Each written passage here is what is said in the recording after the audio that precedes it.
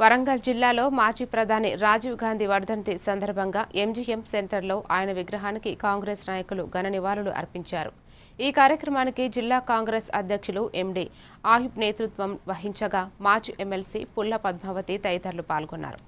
రాజీవ్ గాంధీ దేశ అభివృద్ధికి, సాంకేతిక రంగానికి పునాదులు వేసిన నాయకుడని నేతలు కొనియాడారు.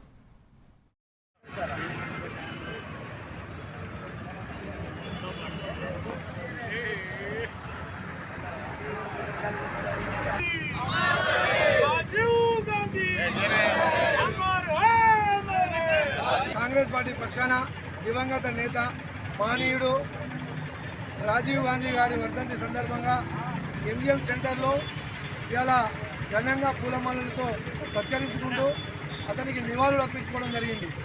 నిజంగా కూడా అలాంటి మాననీయునికి నివాళులు అర్పించడం మా జన్మను అదృష్టంగా భావిస్తూ ఉన్నాం. ఎందుకంటే ఇవాళ భారతదేశాన్ని పార్టీలకు అతీతంగా భారతదేశాన్ని ప్రపంచ పటంలో అగ్రగామిగా నిలబెట్టిన మహనీయుడు రాజీవ్ గాంధీ గారు.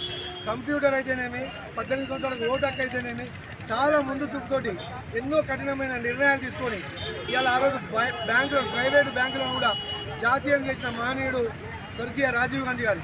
అలాంటి ఒక మహనీయుడికి ఇలా పూలతో సత్కరించుకుంటూ అతను ఏదైతే సన్మార్గంలో నడిచి భారతదేశ అభివృద్ధికి పాటుపడ్డాడో మేము కూడా కాంగ్రెస్ పార్టీ కార్యకర్తలుగా అతను సూచించిన మార్గాన్ని ఎన్నుకొని